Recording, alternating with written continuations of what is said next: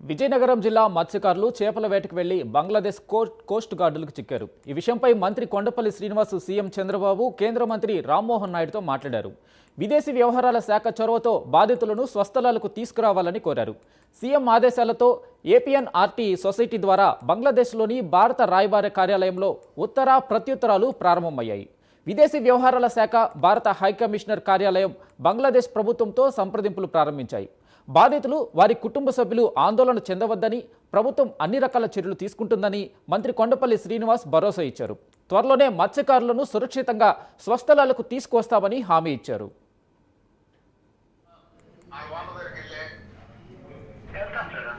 అంటే కేసు కట్టాలనే విషయం చెప్తే చాలా కేసు కడితే ఇలా ఫైన్ కట్టాలి, ఫైన్ కట్టేసి మనం విడుదల తీసుకోవాలి. లేదు ఇంకేదైనా ఆల్టర్నేట్ కేసు కట్టకపోతే ఇంకేంటి ఆల్టర్నేటివ్ అని చూడొచ్చు.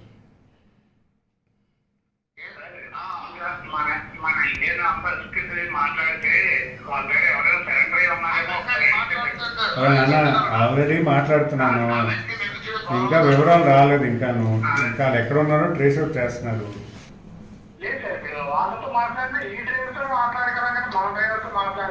అదే శాటిలైట్ ఫోన్ డిస్కనెక్ట్ చెప్తున్నారు. ఈ రోజు విషయం ఏంటో నాకు చెప్పండి, నాకు ఈజీగా ఉంటుంది. అలాగేనా? అలాగే అలాగే అలాగే అలాగే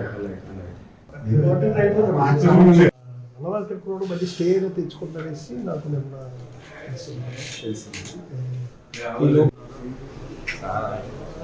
అక్కడికి శంకర్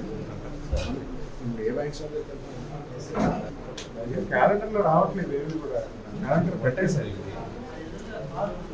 క్యాలెండర్ చూపించిన